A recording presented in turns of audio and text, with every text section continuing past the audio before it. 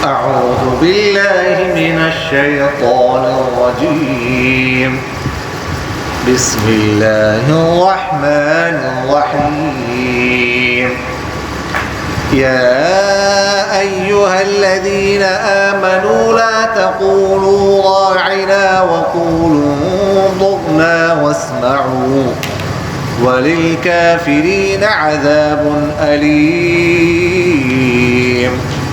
ما يود الذين كفروا من أهل الكتاب ولا المشركين أن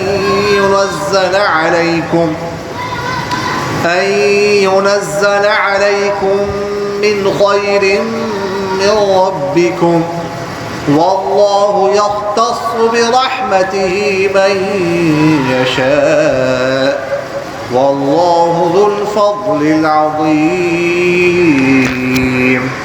ما ننسخ من آية أو ننسها نأت بخير منها أو مثلها ألم تعلم أن الله على كل شيء قدير ألم تعلم أن الله له ملك السماوات والأرض فما لكم من دون الله من ولي ولا نصير أم تريدون أن تسألوا رسولكم كما سئل موسى من قبل ومن يتبدل الكفر بالإيمان فقد ضل سواء السبيل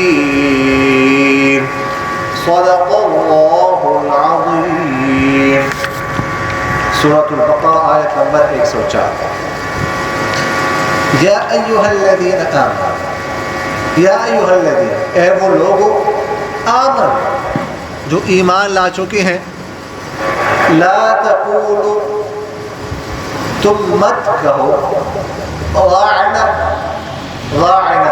کا لفظ مت کہو وقولوا اور کہہ دو انظرنا کہہ دو یعنی ہماری طرف نظر شفقت فرمائے واسمعوا اور سن لیا کرو وللکافرین اور واسطے کافروں کے عذاب ہے علیم دردناک ما یود الذین کفروا ما نہیں یود پسند کرتے ہیں الذین وہ لوگ کفروا جنہوں نے کفر کیا من اہل الکتاب اہل کتاب میں سے والمشرکین اور نہ ہی مشرکی پسند کرتے ہیں ایونزل کہ اتاری جائے علیکم تم پر من خیر کوئی خیر من ربکم تمہارے رب کی طرف سے واللہ اور اللہ تعالیٰ یختص خاص کر دیتا ہے برحمتہ اپنی رحمت کے ساتھ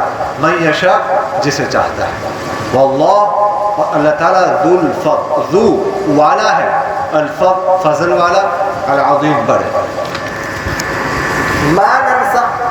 ما جو ننسخ ہم منسوخ کرتے ہیں من آیت کسی بھی آیت میں سے او یا ننسیہ ہم بھلا دیتے ہیں اس کو نأتی لاتے ہیں بخیر بہتر منها اس سے او مثلها یا اس جیسی علم تعلم کیا آپ نہیں جانتے ان اللہ کہ بے شک اللہ تعالیٰ علی کل شیء ہر چیز پر قدیر قدرت رکھنے والا ہے علم تعلم کیا آپ نہیں جانتے ان اللہ کہ بے شک اللہ تعالیٰ لہو اسی کے لیے ہے ملک السماوات بادشاہت آسمانوں کی والارض اور زمین کی وما لکم اور نہیں ہے تمہارے لیے لکم تمہارے لیے من دون اللہ اللہ کے علاوہ اللہ کے ورے من ولی کوئی حمایتی ولا نصیر اور نہ کوئی مددگار اب کیا تریدون تم چاہتے ہو ان تسألو کہ تم سوال کرو رسولکم اپنے پیغمبروں سے کما جیسا کہ سئل پوچھا سوال کیا گیا موسیٰ علیہ السلام سے من قبل اس سے پہلے ومن اور جو شخص بدلتا ہے الکفر کفر کو بالایمان ایمان کے ساتھ فقط مستحقیق ضل وہ گمراہ ہو گیا سواء السبیل سیدھے راستے سے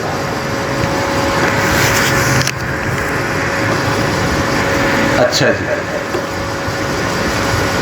آپ حضرات کے ذہن میں ہے گزشتہ طویل آیات سے یہودیوں کی خرابیوں کا، ان کی شرارتوں کا ذکر چل رہا ہے. انہیں اگلی آیات میں بھی انہی ان کی شرارتوں کا، ان کی بد اخلاقیوں کا، ان کی شیطانیوں کا ذکر ہو رہا ہے. دیکھیے گا سرکار تو عالم صلی اللہ علیہ وسلم کی مجلس میں ہر طرح کے لوگ آتے تھے. ظاہر ہے کہ سرکار تو عالم صلی اللہ علیہ وسلم کی مجلس یا آپ کی ملاقات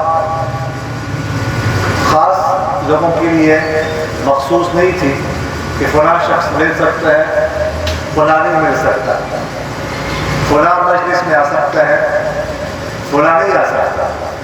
سب کو اجازت تھی اور ہر طرح کے لوگ آتے تھے. ذہین لوگ، غبی لوگ، ٹھیک ہے، متوسط درجے کے لوگ، بڑے لوگ، چھوٹے لوگ، امیر لوگ، غریب لوگ، تیز ذہن والے، کم ذہن والے، سارے لوگ آپ صلی اللہ علیہ وسلم کی مجلس میں حاضر ہوا کرتے تھے. بعض لوگ ایسے تھے، اتنے ذہین بھی ہوتے تھے کہ جب آپ صلی اللہ علیہ وسلم کوئی بات شروع کرتے تھے تو بات سمجھنے سے پہلے سمجھ جاتے تھے کہ کیا کہتے ہیں. جیسے آج کل بھی ہوتے ہیں، کوئی بات شروع کرتا ہے تو اگلا سننے والا سمجھ آتا ہے کہ اس نے کیا کہا. بعض لوگ ایسے ہوتے ہیں کہ جو مجلس ختم ہونے کے بعد سمجھ آتے ہیں کہ مطلب کیا تھا، اور بعض لوگ ایسے ہوتے ہیں کہ جو مجلس ختم ہونے کے بعد بھی ان کو سمجھ نہیں آتی کہ کیا کہا گیا، کیا پڑھا گیا. تو سرکار تو عالم صلی اللہ علیہ وسلم کے مجلس میں ہر طرح کے لوگ آتے تھے. تو صحابہ کرام رضوان اللہ تعالیٰ علیہ اجمعین آپ صلی اللہ علیہ وسلم سے کہتے تھے راعنا، ہماری رعایت کی جائے. مطلب ہے کہ بیان ایسے طریقے سے ہو کہ سب کو بات سمجھ آ جائے. تو یہ جملہ بھی اچھا ہے اور صحابہ کرام اس سے مطلب بھی اچھا لیتے تھے. تو صحابہ کرام کو سن کر یہودی بھی کہنے لگے راعی، ہماری رعایت کی جائے. بظاہر اس کا ہی مطلب تھا، لیکن یہودیوں کے لغت میں، ان کی زبان میں اس کا مطلب کچھ اور تھا. راعی کا مطلب تھا ان کی زبان میں بے وقوف، احمق، جاہل.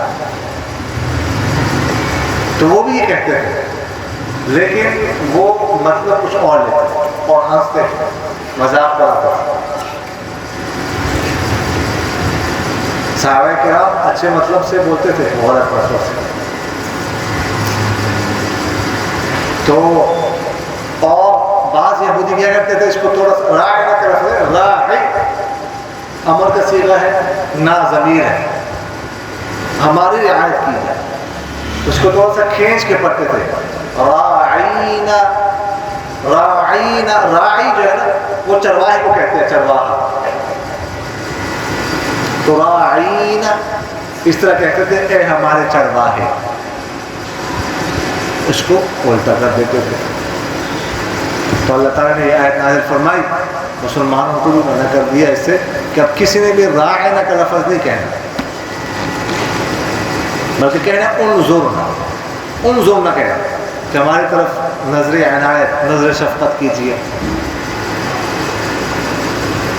دونوں کا مطلب ایک ہے، رعایت کیجیے، نظر شفقت کیجیے، لیکن اس کا مطلب غلط ہو سکتا تھا، تو اس لیے کا یہ کہا.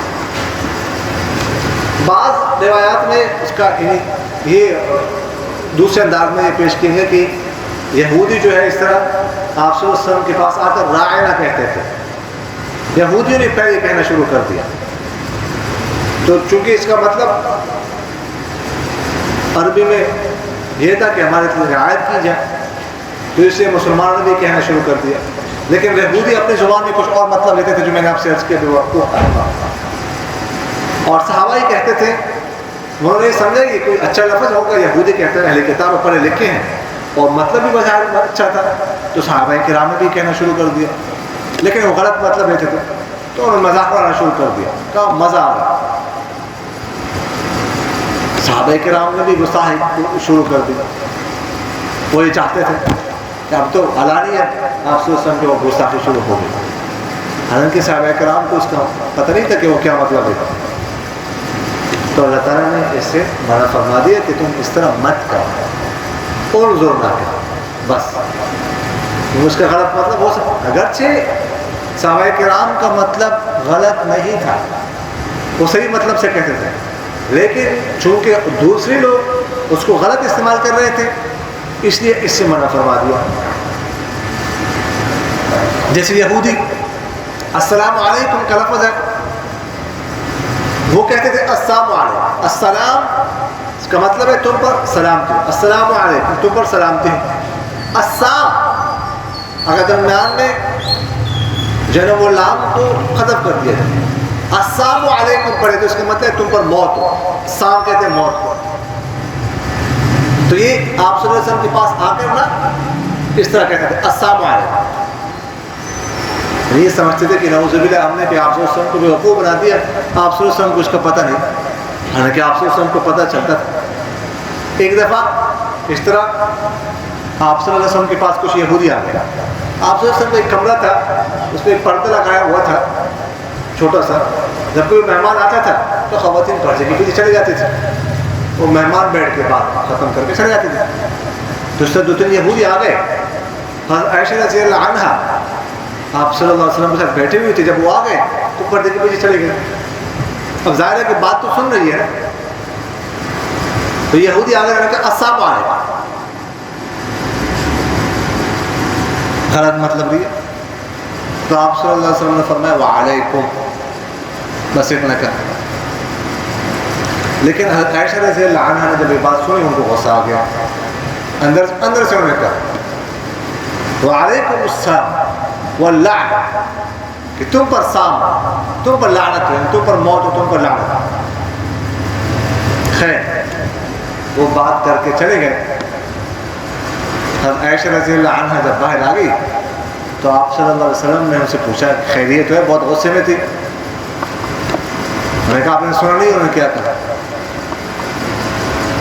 آپ صلی اللہ علیہ وسلم نے پوچھا کیا کہا؟ میں نے کہا السلام علیکم کہا، یہ تو اوپر موت ہو۔ تو آپ صلی اللہ علیہ وسلم نے فرمایا کہ آپ نے نہیں سنا میں نے کیا کہا؟ میں نے کہا وعلیکم تم پر ہو، بس۔ پھر آپ صلی اللہ علیہ وسلم نے فرمایا عائشہ اس طرح نہیں کرتے ہوتے، تو سمجھایا کہ بس میں نے اس کو جواب دے دیا تھا، بس وہ جواب تھا۔ تو یہ اس طرح کیا کرتے تھے۔ اس سے معلوم ہوا کہ اگر کوئی جملہ ایسا ہو کہ اس کا مطلب صحیح ہو لیکن کوئی اس کا غلط مطلب لے سکتا ہو تو اس سے بھی بچنا چاہیے۔ اور اس طرح علماء یہ جو مقتدی قسم کے لوگ ہیں، وہ اگر کوئی کام کرتے ہو وہ بظاہر ٹھیک ہے، وہ ان کا مطلب ٹھیک لیتے ہیں، لیکن دوسرے لوگ ان کو دیکھ کر اس کا غلط استعمال کر سکتے ہیں، تو اس سے بھی بچنا چاہیے۔ دیکھیے گا حضرت عائشہ رضی اللہ عنہا کو ایک دفعہ آپ صلی اللہ علیہ وسلم نے فرمایا کہ اے عائشہ، میرا دل چاہتا ہے کہ جو خانہ کعبہ جو ہے نا اس کو گرا کر جس طرح ابراہیم علیہ السلام نے بنایا تھا اسی طرح بنایا جائے۔ ابراہیم علیہ السلام کے زمانے میں اس کا جو دروازہ تھا وہ نیچے تھا بالکل زمین پر، اور دو دروازے تھے، ایک انٹر ہونے کے لیے ایک ایگزٹ کے لیے۔ انہوں نے دو تبدیلی کی مشرکین مکہ اپنی پسند کے مطابق، دروازہ اس کو اونچا کر دیا اور دروازہ بھی ایک کر دیا کہ بس جس کو ہم چاہیں وہ اندر جائے اور کوئی نہ جائے، جیسے آج کل ہو رہا۔ ٹھیک، کوئی بادشاہ تو جا سکتا ہے لیکن کوئی اللہ والا جائے بہت کم، اس کی کوئی ویلیو نہیں۔ تو میرا دل چاہتا ہے کہ گرا کر نہ جیسے ابراہیم علیہ السلام کے زمانے تھا اس طرح کر دوں، لیکن نہیں کر رہا۔ کیوں؟ اس لیے کہ آپ کی قوم یعنی مشرکین مکہ اب یہ نئے مسلمان ہوئے، ان کو یہ بات سمجھ آئے گی نہیں. اگر میں ایسا کروں گا تو بدزن ہو جائے گا, دین سے بدزن ہو جائیں گے. ان کو سمجھانا بہت مشکل ہے. وہ کہیں گے اس نے تو خانہ کعبہ کو بھی نہیں چھوڑا.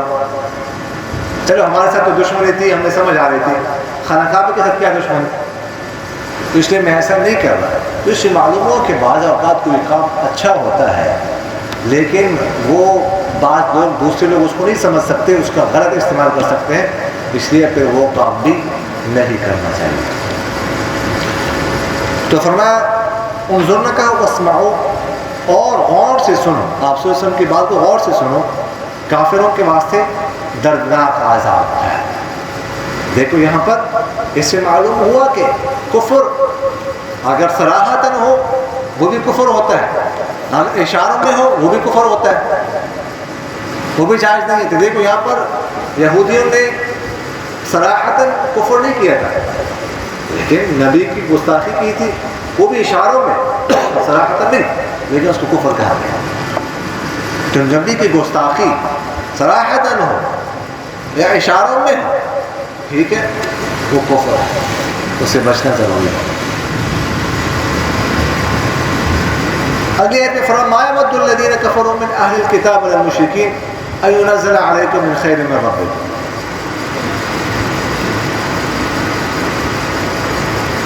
بعض یہودی کہتے تھے کہ مسلمانوں کہ ہمیں تم سے بہت پیار ہے, تم نہیں جانتے, تم سے بہت قلبی تعلق, لیکن کیا کریں,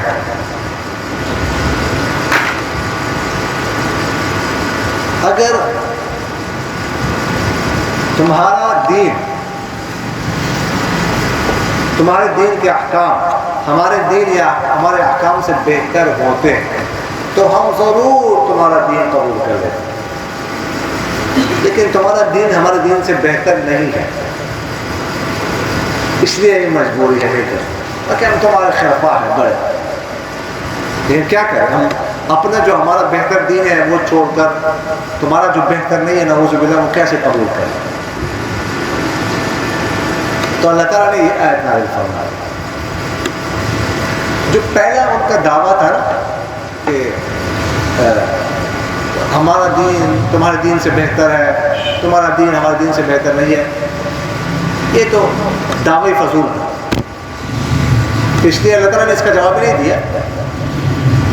دیکھیے گا ایک چیز اگر کسی چیز کے لیے ناسخ ہے, ایک حکم دوسرے حکم کو منسوخ کرتا ہے,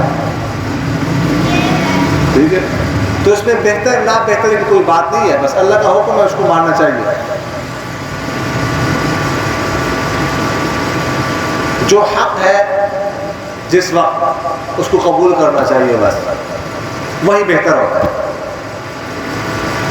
تو یہ تو ایک فضول قسم کا دعویٰ تھا, اللہ تعالیٰ نے اس کا جواب ہی نہیں دیا. جو دوسرا دعویٰ تھا کہ خیرخواہی کا کہ ہم تمہارے خیرخواہ ہیں بہت بڑے, اس کا جواب اللہ تعالیٰ نے دیا کہ یہ جھوٹ بولتے ہیں. ما یود الذین کفروا, نہیں پسند کرتے وہ لوگ جنہوں نے کفر کیا اہل کتاب میں سے اور نہ ہی مشرکین میں سے کہ تم پر کوئی خیر اتاری جائے تمہارے رب کی طرف سے. یعنی یہ اس کو برداشت نہیں کر سکتے کہ کوئی خیر تمہاری طرف اترے. بات کوئی نہیں, بس حسد ہے. پیغمبر ہم نے کیوں نہیں آیا, ہم نے سے کیوں آیا, تو اللہ تعالیٰ نے فرمایا یہ جو کہہ رہے خیر خواہ, کوئی خیر خواہ نے جھوٹ بولا, ایک غلط دعویٰ, جھوٹا دعویٰ. اور فرمایا جیسے یعنی یہ مشرکین تمہارے خیر خواہ نہیں ہو سکتے, اس طرح یہ یہودی بھی تمہارے خیر خواہ نہیں ہے. مشرکین کے ساتھ ان کو ملا دیا کہ ان سے خیر خواہ کی توقع نہ رکھ. اب بھی ایسے ہی ہے, یعنی دنیا میں یہودی ہیں آج کل بھی, ان سے مسلمانوں کو خیر خواہ کی توقع نہیں رکھنی چاہیے, کہ وہ مسلمانوں کو خیر خواہ نہیں ہو سکتا, نقصان پہنچائے گا. واللہ یختص برحمتہ من یشاء, فرمایا اللہ تعالیٰ خاص کر دیتا ہے اپنی رحمت سے جسے چاہتا ہے.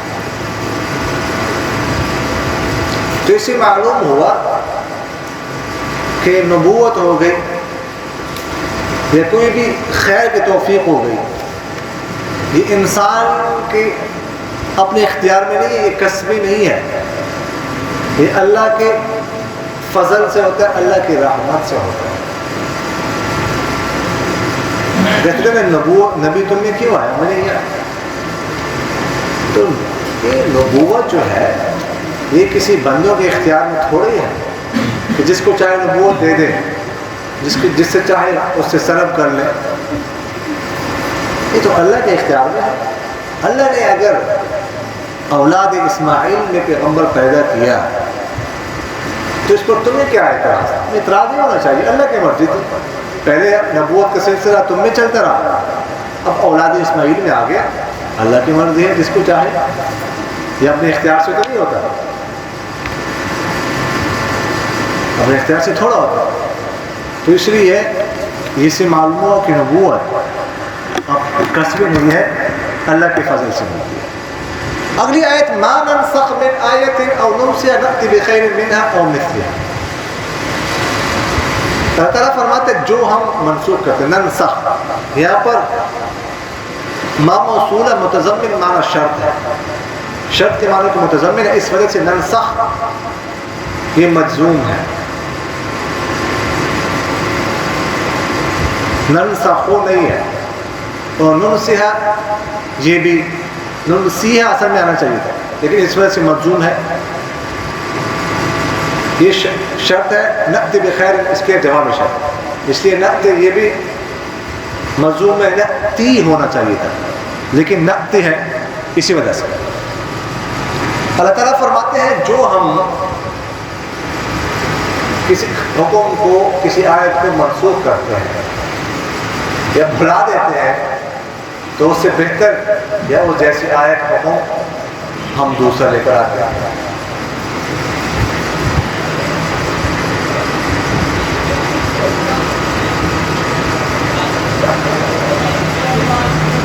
سرکار دو عالم صلی اللہ علیہ وسلم نے جب مدینہ منورہ ہجرت فرمایا تو 16 یا 17 مہینے تک بیت المقدس کی طرف نماز پڑھتے رہے۔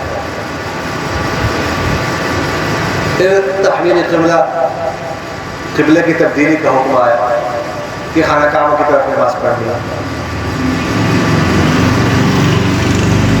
اس کی تفصیل تو دوسری بار کی شروع میں آئے گی، پوری جگہ پر ذکر کریں گے کہ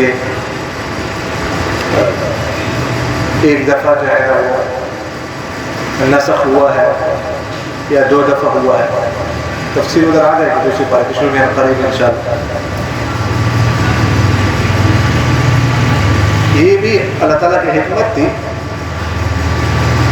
اور نہ پہلے سے خانہ کعبہ کی طرف حکم دے سکتے تھے، لیکن پچھلی کتابوں میں آپ صلی اللہ علیہ وسلم کی نشانی بھی تھی نبی الثقلین کہ وہ 2 قبلوں والے ہوں گے، یہ آپ صلی اللہ علیہ وسلم کی نشانی تھی، تو وہ نشانی پوری ہونی تھی، ہو گئی، لیکن اس سے ان کو تکلیف ہو گئی یہودیوں، وہ ان کا قبلہ تھا، تو جب ان کی طرف اس طرف نماز پڑھتے تھے آپ صلی اللہ علیہ وسلم تو یہ خوش ہوتے تھے کہ ہمارے قبلے کی طرف پڑھ گئے۔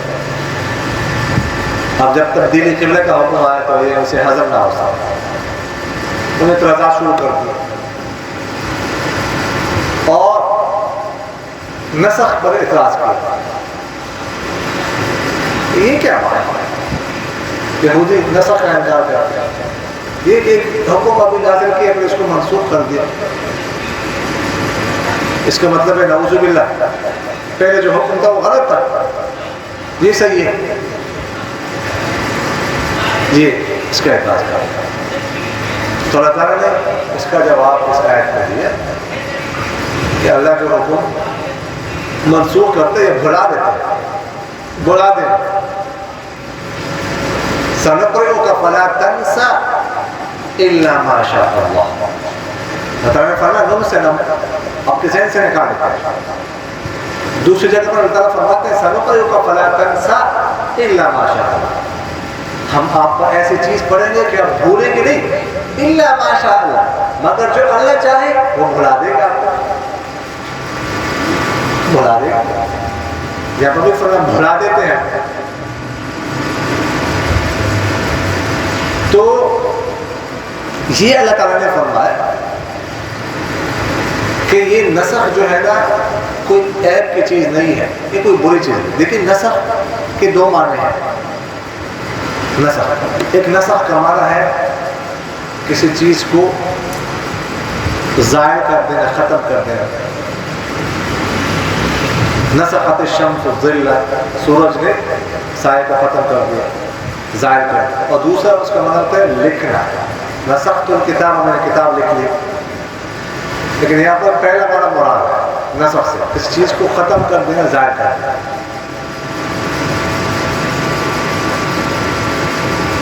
پھر دیکھیے گا جس چیز کو ختم کرتے ہیں، نسخ کرتے ہیں، وہ بعض اوقات ایسا ہوتا ہے کہ وہ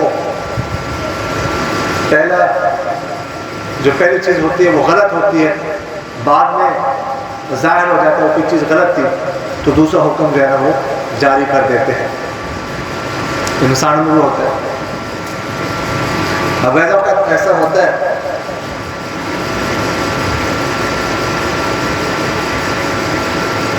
کہ ایک حکم جاری کرتے ہیں، ایک چیز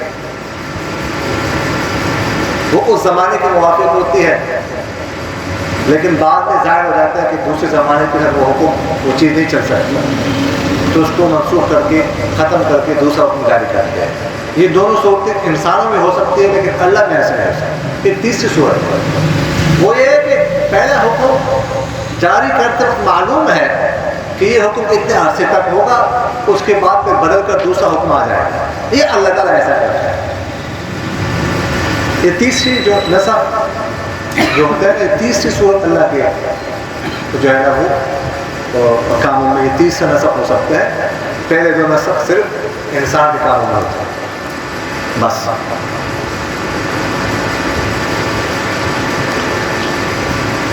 دیانت سرسوتی ایک پنڈت گزرا ہے آریہ سماج کا، وہ بڑا تیز پنڈت تھا، اس نے قرآن پاک پر اعتراضات کیے شروع سے لے کر آخر تک، 14 اعتراضات کیے، پوری کتاب لکھی۔ سورہ فاتحہ میں اس پر اعتراض کیے، کدھر کہتے ہیں اہدنا الصراط المستقیم کہ ہمیں دکھا دے سیدھا راستہ، تو 1400 سال گزر گئے ان کو ابھی تک سیدھا راستہ معلوم نہیں ہوا۔ بڑا تیز بندہ تھا، وہ کئی زبانیں اس کو آتی تھی، بہت تیز تھے۔ تو اس کا جواب مولانا قاسم نانوتوی رحمہ اللہ نے دیا، انتصار الاسلام رسالہ لکھ کے ان کے اعتراضات کے جوابات۔ تو اس پر بھی انہوں نے اعتراض کیا نسخ پر، یہ کون سی بات ہے کہ احکام کو منسوخ کر دیا؟ تو اس کا مطلب یہ ہے کہ پہلا حکم غلط تھا، اب معلوم غلط ہے تو دوسرا حکم نازل کر دیا، اس کا مطلب ہے نعوذ باللہ وہ پہلے اس کا علم نہیں تھا۔ تو مولانا قاسم نانوتوی رحمہ اللہ نے اس کے کئی شبوں میں اس کا اعتراض کا جواب دیا۔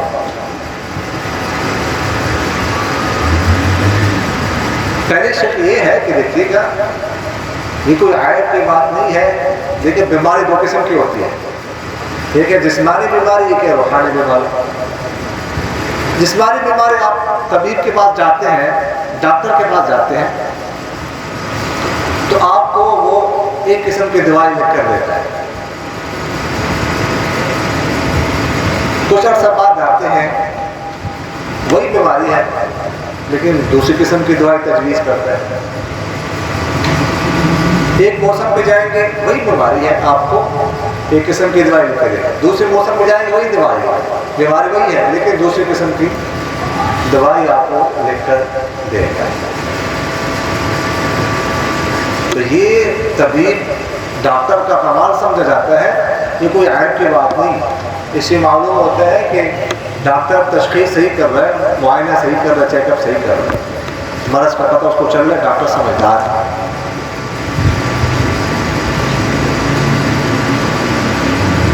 ڈاکٹر ایسا بھی کر سکتا ہے کہ آپ کو شروع میں کہہ دیں کہ اتنے دن کے لیے یہ دوا استعمال کرنی ہے، پھر یہ کرنی ہے، پھر یہ کرنی ہے، پھر یہ کرنی ہے، لیکن ایسا نہیں کرتا سمجھدار ڈاکٹر۔ ایک تو اس لیے کہ ویسے طبیعت پر بوجھ ڈالنے والی بات ہے،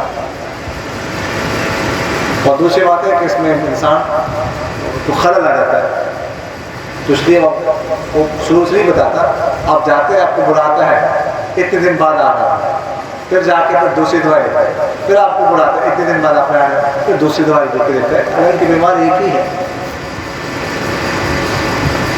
تو اسی طرح اللہ تعالیٰ بھی جب ڈاکٹر ہے، طبیب ہے روحانی بیماریوں کا، وہ جو مناسب سمجھتا ہے اس کے مطابق جو ہے وہ احکام نازل کرتا ہے، اس میں کوئی عیب کی بات نہیں ہے۔ مکہ مکرمہ میں مسلمان کی حالت انتہائی خراب، کھانے کو کچھ نہیں ملتا تھا۔ جو لوگ مسلمان ہو جاتے تھے ان کو پابندی لگ جاتی تھی، گھر سے نکال دیتے تھے، کھانا روٹی دانا پانی ان کا بند کر دیتے تھے۔ تو اللہ تعالیٰ نے مکہ مکرمہ میں روزوں کا حکم نازل نہیں فرمایا، پہلے کھانے کو کچھ نہیں ملتا،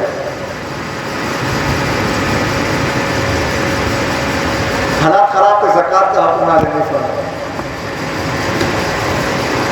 تھوڑے سے تھے جہاد کا حکم نازل نہیں فرمایا، اور ریاست نہیں تھی اس وجہ سے بھی جہاد کا حکم نازل نہیں فرمایا۔ مدینہ منورہ میں ایک صحابی، ان کا نام تھا عبداللہ ذو البجادین رضی اللہ تعالیٰ، وہ مسلمان ہو گئے تو گھر والوں نے ان کی روٹی بند کر دی،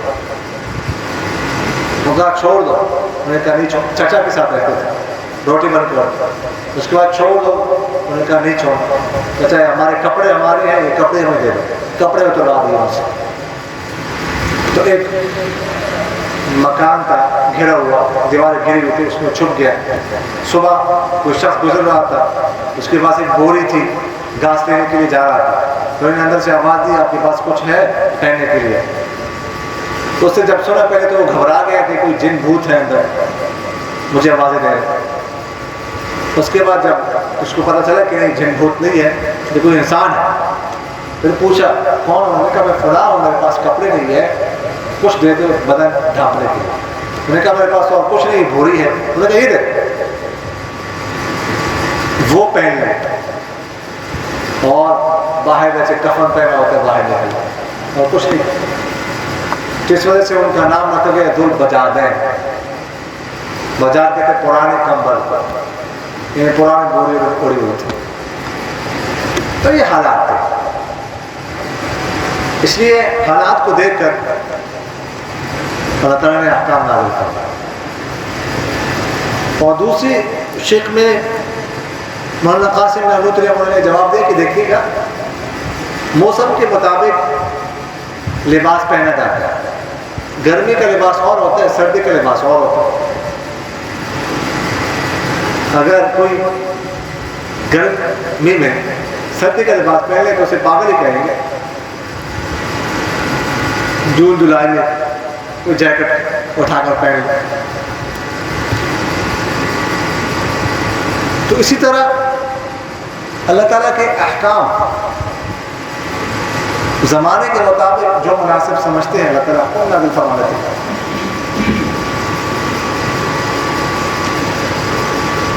پہلے اللہ تعالیٰ نے حکم نازل فرمایا کہ ایک مسلمان 10 کافروں کے لیے کافی، پھر کمی کر کے کہا نہیں اب بس 2 کافر اگر ہو تو لڑنا ہے، 2 سے زیادہ ہو جائے تو اگر کوئی بھاگ جائے گناہ نہیں ہے۔ تو یہ اللہ کا حکم ہے، اس میں کسی قسم میں کوئی عیب کی بات نہیں، اس لیے اس پر اعتراض کرنا ہے بیوقوف۔ ہمارے تمام علماء اس پر متفق ہیں، محدثین اللہ تعالیٰ کے احکام میں نسخ ہوا ہے، سوائے ابو مسلم اصفہانی کے، وہ کہتے ہیں کہ نسخ ممکن تو ہے لیکن ہوا نہیں، لیکن سب نے ان کی تردید کی کہ نسخ ہوا ہے۔ تو اللہ تعالیٰ فرماتے ہیں مانا من آیت او ننسخ، ہم جو بلاتے ہیں یا منسوخ کر دیتے ہیں نأتی بخیر منہا مثلہ، یا اس سے بہتر آیات لاتے ہیں، اس جیسا حکم لاتے ہیں اس سے بہتر. یعنی پہلے یہ حکم تھا کہ 10 مسلمانوں کے لیے کافی ہے، جب تک 10 سے زیادہ نہ ہو جائے مسلمان بھاگ نہیں سکتا، اگر بھاگے گا تو گنہگار ہوگا. پھر 2 تک بات آ گئی، اس سے بہتر ہے. اور مثلے یا اس جیسے حکم لاتے ہیں. پہلے بیت المقدس کی طرف نماز پڑھنے کا حکم تھا، پھر خانہ کعبہ کی طرف نماز پڑھنے کا حکم ہے.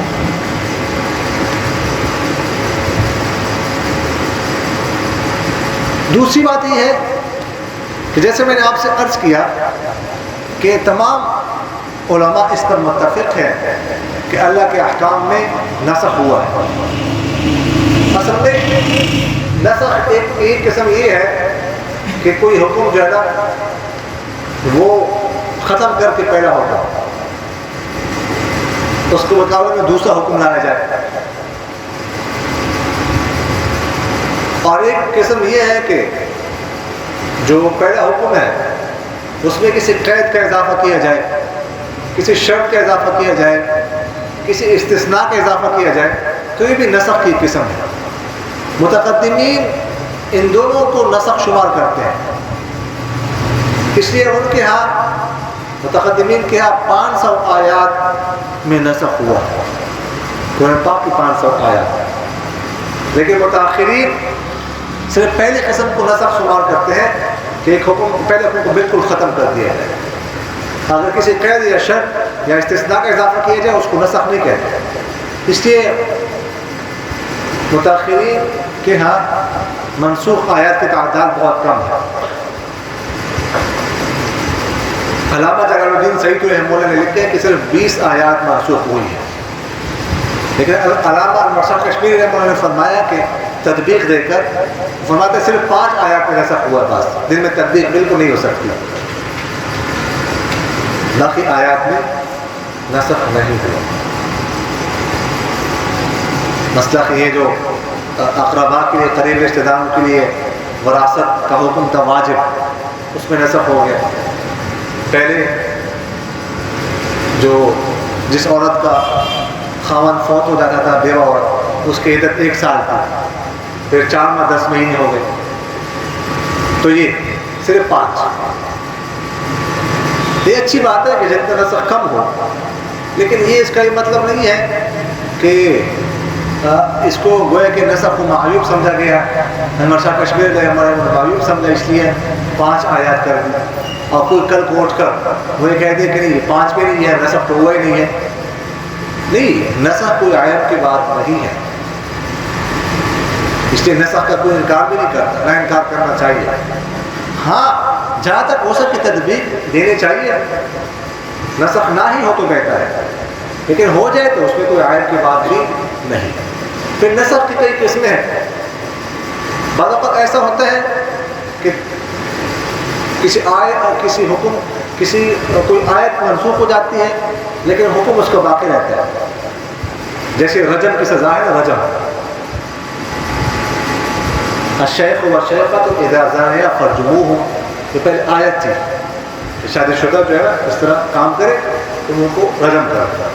پھر آیت تو ختم ہو گئی لیکن حکم اب بھی باقی ہے، اب بھی کوئی اس طرح کرتا ہے تو اس کو رجم کیا جائے گا.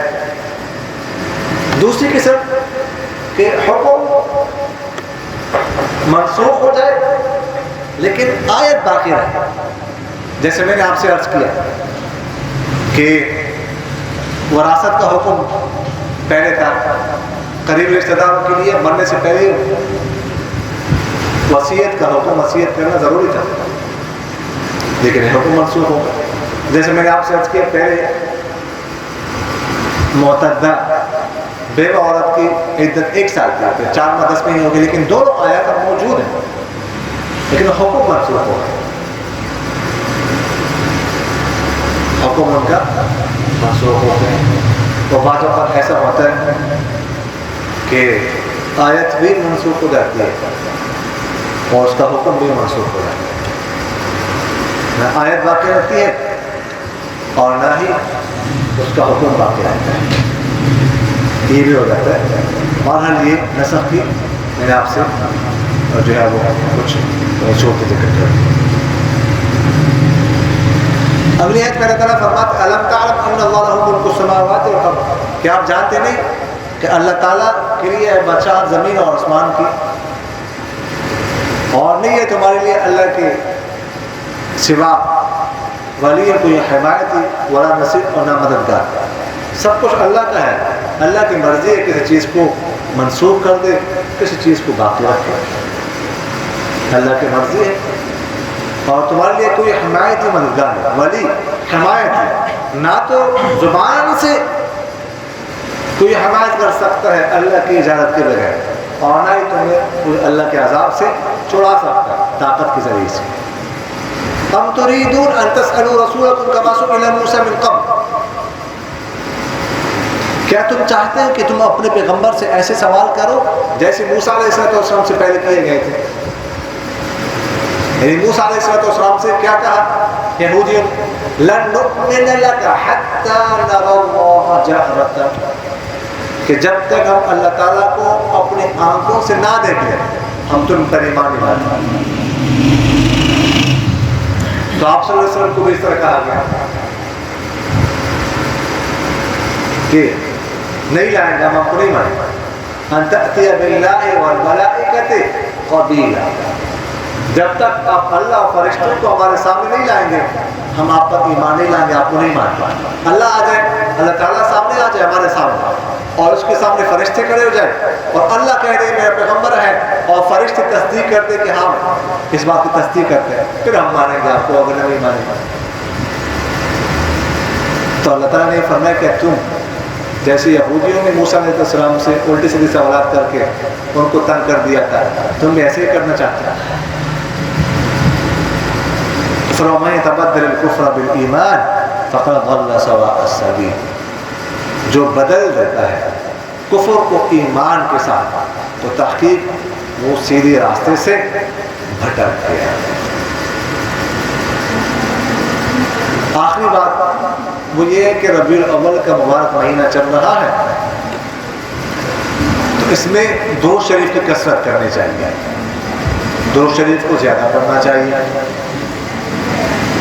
درود شریف کے بہت سارے فضائل ہیں، فضائل یہاں پر ذکر کرنے کی ضرورت نہیں ہے، بہرحال کوشش کی جائے اس مہینے میں کہ 1.25 لاکھ دفعہ درود شریف پڑھا جائے، 1.25 لاکھ، ثواب ملے گا، اور انشاءاللہ بہت ساری مشکلات حل ہوں گی اس کے ذریعے سے، بہت ساری مشکلات حل ہوں گی، اور 1.25 لاکھ دفعہ پڑھنا بہت آسان ہے، کوئی مشکل نہیں ہے۔